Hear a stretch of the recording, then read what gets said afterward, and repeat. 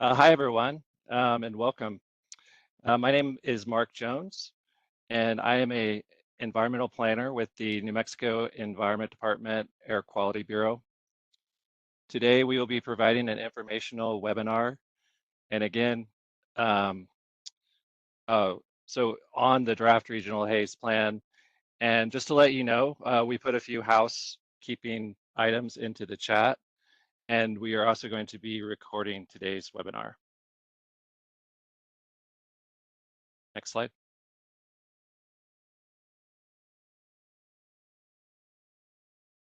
Here's the agenda for today. First, I'll introduce the New Mexico team. I will then provide some background on the project. Next, my colleagues will give an overview of the Regional Haze Plan, as well as the draft new companion rule.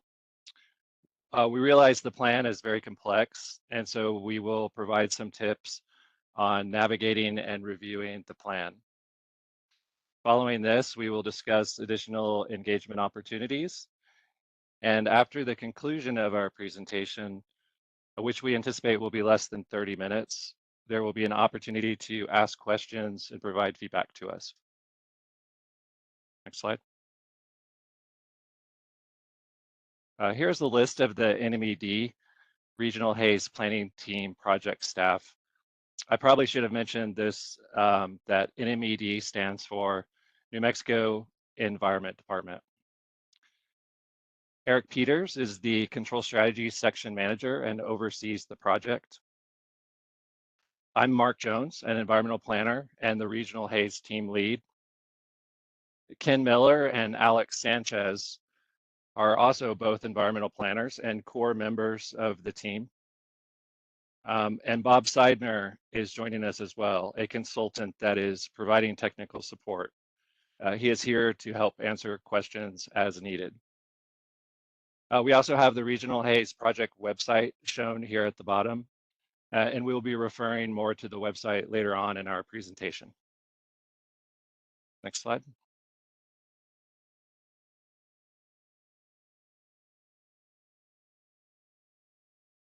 All right, so what causes haze, you might ask?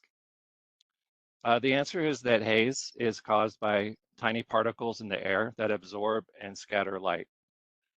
Haze forming pollutants come from natural and man-made sources.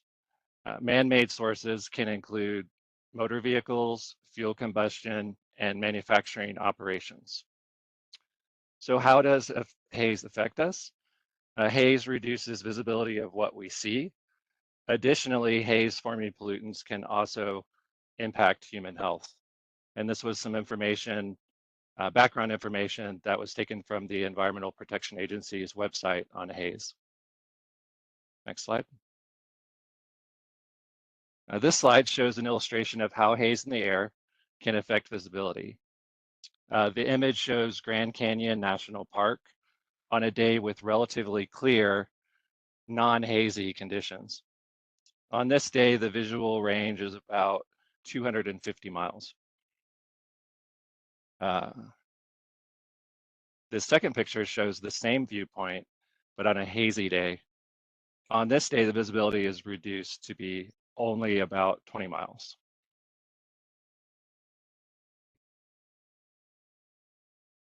So what requires the New Mexico Environment Department to develop a plan to work with other partners to reduce haze? The regional haze rule. The rule calls for states and federal agencies to work together to improve visibility in 156 national parks and wilderness areas across the United States. States are required to develop plans to reduce the pollution that causes visibility impairment in these protected areas, and these plans are revised every 10 years.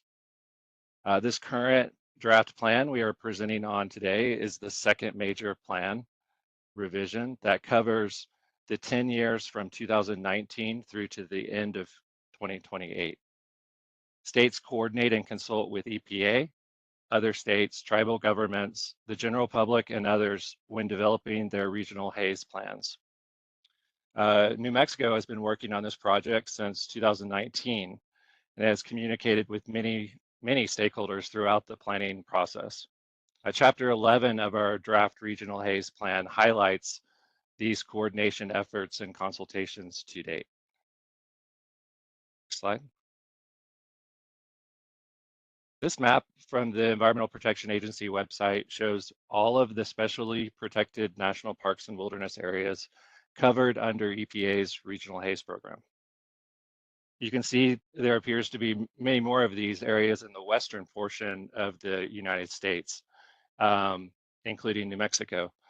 New Mexico is lucky to have 9 of these areas that are managed by federal land managers.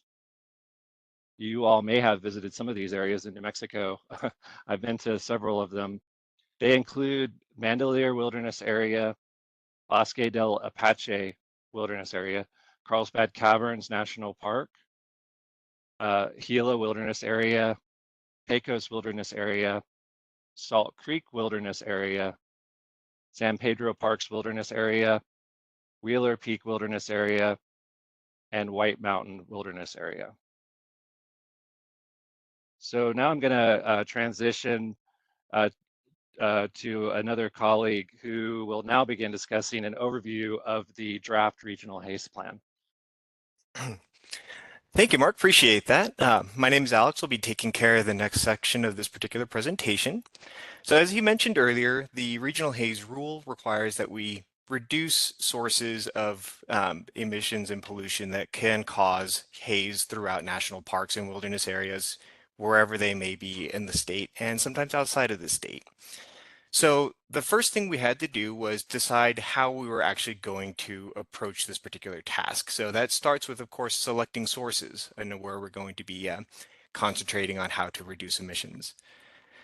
So using a screening criteria, we were able to select 23 separate facilities for further analysis. This was done on a method that was pretty much used universally across all the different states. And with that methodology in place, we decided, of course, a lot of these particular facilities that are being screened for additional control analysis are very, very large. We realize there's a lot of big pieces of equipment, there's a lot of small pieces of equipment. So we wanted to concentrate on trying to find the largest particular pieces of emissions so we could maximize the reductions without trying to go through every single piece of equipment at all these facilities. So after all was said and done, we identified and evaluated 133 separate pieces of equipment or units that were going to be analyzed for further control. And as I said, we decided to focus this process on the higher emitting units, just that way they were we could try and maximize the amount of reduction, and by, of course, extension, hopefully reduce the amount of haze that is being produced in these particular parks and protected areas around the state and around in the surrounding states. So here we just have a couple of examples of some of these facilities that were analyzed. We have here a gas station or gas plant, some of these particular processing facilities. And we also have an example here of some of the pieces of equipment that were analyzed. Those are emission units from within those particular facilities. So we looked at particular different types of controls that could potentially be fitted to these for reducing the amount of emissions that are being produced. So as I mentioned earlier, we do have 23 of these facilities that we analyzed. And as Mark mentioned earlier, we have 9 of these protected areas in the state. So here we have a nice map of exactly what you could find around the state here. You can see all of our protected areas. And then, of course, we have a concentration of these particular facilities down in the southeastern portion of the state, right around Carlsbad, Salt Creek Wilderness. We do also have a little conglomerate up in the upper northwest portion of the state as well, around the San Juan Basin. So these are the lists of facilities that we were going ahead and analyzing. I'm going to go ahead and turn it over to Ken Miller. He's going to go over the next phase of this particular plan. All right, well, thank you, Alex, and good morning, everyone. Once again, my name is Ken Miller, and I'm another one of the planners on NMED's Regional Haze team. And I'm going to pick up where Alex left off and talk about the control evaluations that we performed for the emission units that we selected, as Alex just described. So the first step in our control evaluations was identifying all of the feasible control options that were available for each of the units that we had selected. So broadly speaking, when we talk about feasible controls, these tend to fall into a couple of buckets. One is controls, one is combustion controls. So these are controls that are designed to maximize the efficiency of the combustion process and minimize the formation of pollutants in the first place. There's also controls that are after treatment systems. And so these are designed to remove pollutants after they have formed from the exhaust from an emission unit before it's released to the atmosphere. And then this may sound odd as a control, replacing old equipment with new equipment is also a control that we evaluated. Some of the emission units that we evaluated were pretty old. We have some that are 50, 60, even 70 or more years old in some cases. And obviously technology has changed and improved quite a bit in that amount of time. So simply replacing an old piece of equipment with a new piece of equipment that's identical or very similar to it can result in pretty significant emissions reductions. Our starting point in identifying what's actually feasible in terms of controls was information provided to us by companies, the companies that own these facilities and these emission units. We had asked every company to provide to us an initial analysis, and so they told us what they thought was feasible in terms of controls and also what things would cost and so on and so forth. And we took that as a starting point and kind of refined it with the assistance of our contractor. So next, after we had identified all the feasible controls, we did three things for each one. First, we determined what it would cost to implement that control. So basically what we're talking about here is what would it cost to purchase, install, and then operate that equipment or that control for however long it's expected to last. And here again, we used primarily information provided by facilities as part of those initial analyses and oftentimes follow-ups that they provided to us. If a company did not provide information about a particular control, or if we had concerns about the reliability of information provided by a company, then we would fill the gaps with information from EPA or information from other companies that have similar facilities and operate similar or identical equipment that did provide that kind of information. After we determined the cost to implement a control, we estimated the emissions reductions that control would provide. So how many tons of a pollutant per year would be reduced if we were to require that control. These calculations or these estimates are based on historical operating data that companies are required to report to NMED, as well as the results of recent emissions tests, so actual testing of what these units are emitting into the atmosphere. And then finally, we calculated what we call the cost effectiveness of the control. So after you determine what it costs and what the estimated emissions reductions are, you can calculate how many dollars per ton of a particular pollutant it's going to cost to control for that pollutant.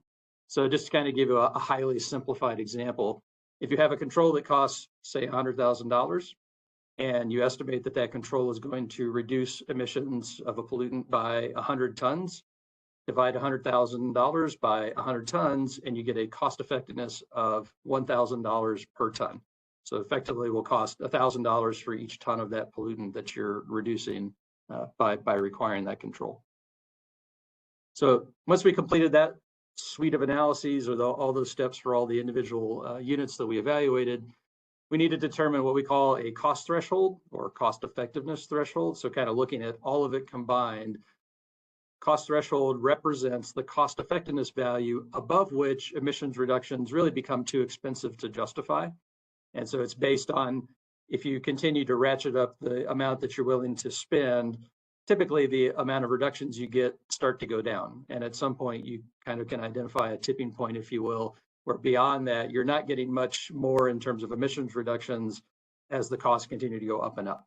So I won't go into all the details of how exactly we determined the threshold. I'll just say that the threshold that we selected based on the analysis that we performed was $10,000 per ton. So what that means is any control with a cost effectiveness above $10,000 per ton, that's above our threshold. And so therefore we determined that it's essentially too expensive and therefore unjustified, and we eliminated it from consideration when we got to the next step, which is actually selecting what controls to require. And this is a relatively, for us, simple process. If we have a emission unit and it only has one control that's available below that $10,000 per ton cost threshold, that is the control that we selected for purposes of our plan. If, on the other hand, we had an emission unit with multiple controls below that $10,000 per ton threshold, and we did have quite a few where there were multiple controls available, then generally whichever of the cost-effective controls was most effective, i.e. the one that provided the greatest level of emissions reductions, was the one that we selected. That's the next slide, please. So to sum up the results of all of this analysis, and go to the next slide, Mark, or excuse me, Alex. What we determined after we did all that analysis is that new controls would be required for 54 of the emissions units that we evaluated. And just to remind you, as Alex had pointed out, we evaluated about 133 units. So a little bit more than a third of the units that evaluated, we determined there were cost-effective controls that we were going to require pursuant to this round of regional haze and in this plan. We don't actually specify what controls anybody needs to install. So when I say we select controls or require controls, we're not saying anybody has to install anything specific. What it really means is we're imposing emission limits, which are based on certain controls, but then we leave it up to companies to figure out how they want to comply. We absolutely want to give companies the maximum amount of flexibility possible for determining how they're going to comply with regional haze requirements. And so if you don't specify a control and instead just specify an emission limit that they must meet, even if that limit is based on assumed reductions from a particular control, if there's another control available that will provide that level of emission reductions and allow them to meet that new limit, they are more than welcome to use that other control as opposed to the one that we based the limit on in the first place. Again, it's all about flexibility and giving companies as many options as possible when it comes to compliance. In addition to new controls on 54 units, we also determined that the permanent retirement of 34 units is going to be required in this round of regional haze. Now, just to stress or make clear, these are all units that have already been retired. So they're units that facilities have shut down and retired, either due to operational changes at their facilities, or in a few cases because facilities have just completely shut down and are no longer operational. So when I say we're requiring the retirement of some number of units, we're not actually requiring anything that's currently operating today to be shut down. We're going to include measures in the plan, or we do include measures in the plan, to make sure that these units that have already been retired can't be brought back into service, at least not without going through some additional analysis and revising our regional haze plan. And then finally, we also include some measures to make sure that some in-place emission controls continue to be used. So this applies to 11 of the units that we evaluated. Most units we looked at don't currently have any emission controls whatsoever, but there were 11 that do have some type of control in place today. And those controls have a pretty significant impact, as you might expect, on those units' current emissions. And so to make sure that those controls continue to be operated, that they're not shut down, that they're not removed, we are imposing emission limits that are commensurate with those in-place controls, just to make sure that they continue to operate in the future. Because if those units didn't currently have controls, it's quite likely that our analysis would have come to very different conclusions about potentially other available controls that might be cost effective that we may have required. So the net effect of all these measures, new controls, new limits, these retirements, is fairly significant reductions in the emissions of some of the pollutants that contribute to visibility impairment in our protected areas. We're estimating more than 18,000 tons per year of reduction in nitrogen oxides and more than 5,000 tons per year reduction in sulfur dioxide emissions. Next slide, please, Alex. So I'm going to shift gears here really quick and just talk a little bit about the new rule that we are also proposing along with our plan. We call it a companion rule, and the reason for that is fairly simple. The rule only serves one purpose, and that is we have a bunch of requirements in our draft plan, And those requirements have to be enforceable by the U.S. Environmental Protection Agency. That's required if they are to approve our plan, and they have to approve it before it can go into effect. So there's a couple of different ways that you can make requirements in a plan like this enforceable by EPA, or federally enforceable as it sometimes is called. And one of those options, and the one that we chose, is to put the requirements in the plan into a state rule, which is then enforceable by NMED certainly, but also by EPA once it approves our plan. So the requirements in our rule in 20.2.68 NMAC really are identical for the most part to the requirements in the plan. If you look in the plan, you'll see there's a table in there that lists new emission limits for the units that we're requiring new controls for. Those exact same emission limits are found in the companion rule. Similarly, there are compliance deadlines or dates by which the new emission limits have to be met or complied with in the plan. Those same dates appear in the rule as well. So the rule just kind of repeats what's in the plan, but the rule can be enforced, whereas the plan itself can't be enforced, right? So it's all about enforceability.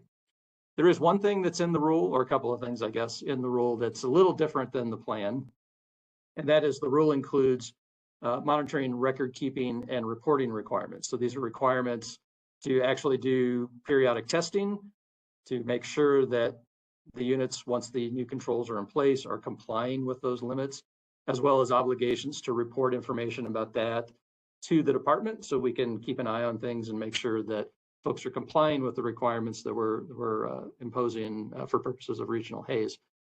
These monitoring, record keeping, and reporting requirements are not found in the plan itself. They are, however, found for the most part in facilities' existing permits.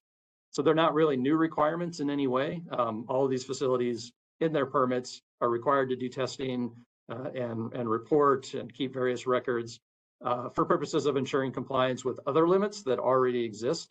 And so those requirements are adequate in our view to ensure compliance with new limits for regional haze. And so we just are mirroring those existing requirements that are found in facilities permits in the new rule so that everything for regional haze is sort of self-contained within that rule, not just the requirements, meaning the limits, compliance dates, things of that nature, but also how facilities demonstrate that they're complying with those limits. Next slide, Alex. So as Mark mentioned, we just want to say a little bit about how to navigate our plan, given that it is a bit of a beast, a couple hundred pages long, I believe, a lot of technical and complicated information in there. So at the heading, at the beginning of the plan, naturally you find a table of contents, and everything in that table of contents, all of the headings, figures, tables that are listed there is hyperlinked. So if you click on any of those things in the table of contents, you will be taken directly to that page in the plan. So there's a particular section that's of interest to you and you want to skip everything else and just go to that and read about that. You can just click on the heading for that in the table of contents and it'll take you right to it to make it a little bit easier so you don't have to scroll down through a whole bunch of stuff. Everything in the table of contents is also bookmarked. So if you open your bookmarks in Adobe, you will see a full list, kind of a repeat of the table of contents really. And there again, you can click on a bookmark for a heading or a figure or a table, and it'll take you straight to that page. So that's useful if you don't have the time or the inclination to review the whole thing, and that would be understandable. You can kind of hone in on the parts that are most significant or of the most interest to you using those features in the plan. We've also included, hopefully to aid the reader, a list of abbreviations, so that's immediately after the table of contents. We do use a lot of abbreviations and acronyms. This unfortunately is pretty common in air quality planning and regulation. And so recognizing that these abbreviations are not necessarily familiar to everyone, we wanted to make sure that they're explained. So there is a full list that lists all the abbreviations used and what they stand for. And then we also, every time we use an abbreviation in the narrative, the first time we use that abbreviation, we spell it out in full so you can see what it is, and then use the abbreviation after that. But the list could come in handy if you have it open maybe in another window on your computer, or if you print out a copy of it and kind of have it on the desk next to you as you're reading through this. Even if we've defined it and you've seen what it means, you may come up across that abbreviation again later on. and perhaps not remember what it is. And so you can refer to the list of abbreviations and refresh your memory quickly and easily as to what that stands for. And then lastly, we also included a executive summary, pretty common in a document of this type. Very high level, brief, 3, 4, 5 page long summary of the entire plan. So necessarily not a lot of detail in there because there's a lot in the plan, but it's intended to be high level overview. And it does walk through chapter by chapter and explains what that chapter talks about and what the basic conclusions, if it's describing, analysis or something like that, what the basic conclusions that are reached in that chapter are. So there again, if you don't have time or the desire to read the whole plan, the executive summary will give you a nice broad overview of the whole thing. And it also might help you identify particular parts of the plan that might be of interest that you might want to look at a little bit more closely. And then you can go to those parts of the plan and just kind of look at those a little bit more closely. Next slide, Alex. Okay, and lastly, I'm going to talk a little bit about some of the engagement opportunities for the public and stakeholders around the plan and the proposed rule as well. So we currently have an ongoing, what we call an informal public comment period. We released copies of our plan and draft rule. I think it was on August 26th, a couple of weeks ago. And we're accepting comments from anybody who's interested in commenting through the end of the day on September 20th. So a little bit less than 2 weeks from now. I think it's the Friday, not this Friday, but the following Friday. So folks can submit comments. There's instructions. The webpage Mark mentioned way back at the beginning on the introduction slide that has information about the current comment period as well as instructions about how to submit comment. There's a portal online that you can use. You can also email comments to us. Mark's email addresses on that slide. And so that's going on until September 20th. We anticipate currently submitting a petition to the New Mexico Environmental Improvement Board tomorrow, I guess, this Wednesday, tomorrow, asking them to adopt the plan and rule. And then subsequent to that, at their meeting later this month, I believe on the 27th, we will be appearing to ask them to hold a public hearing to consider adopting the rule. It's a requirement as part of their process for adopting both plans like this as well as new regulations. There has to be a public hearing.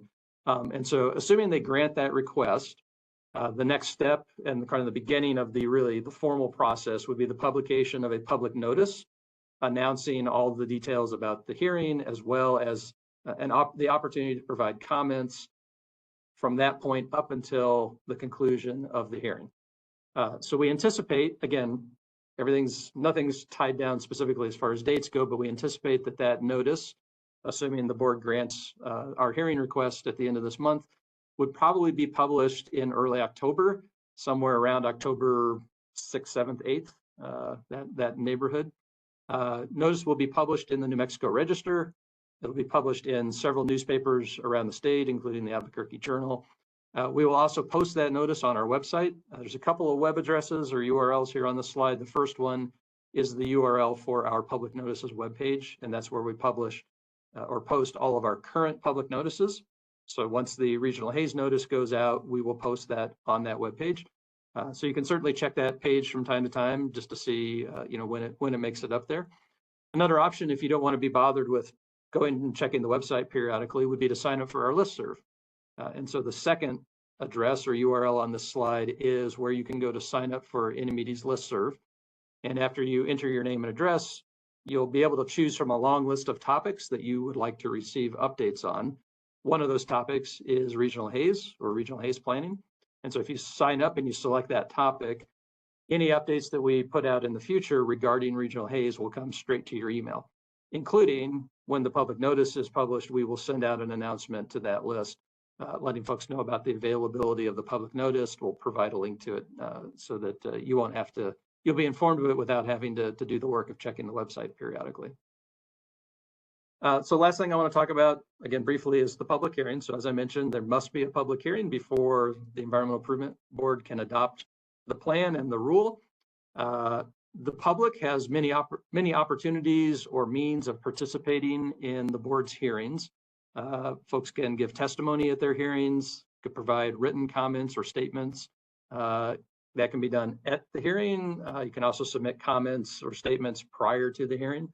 Basically, from the moment the notice is published up until the end of the hearing, there's different ways and opportunities for the public to make their views known about what the board is considering.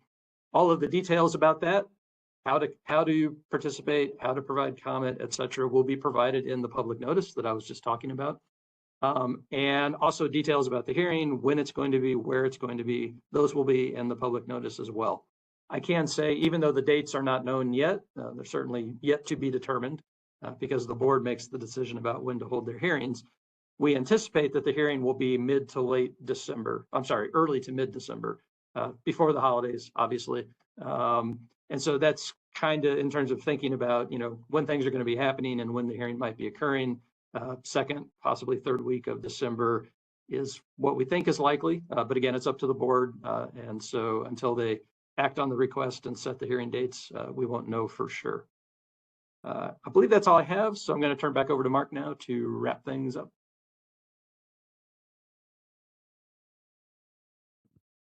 Thanks, Ken and Alex. So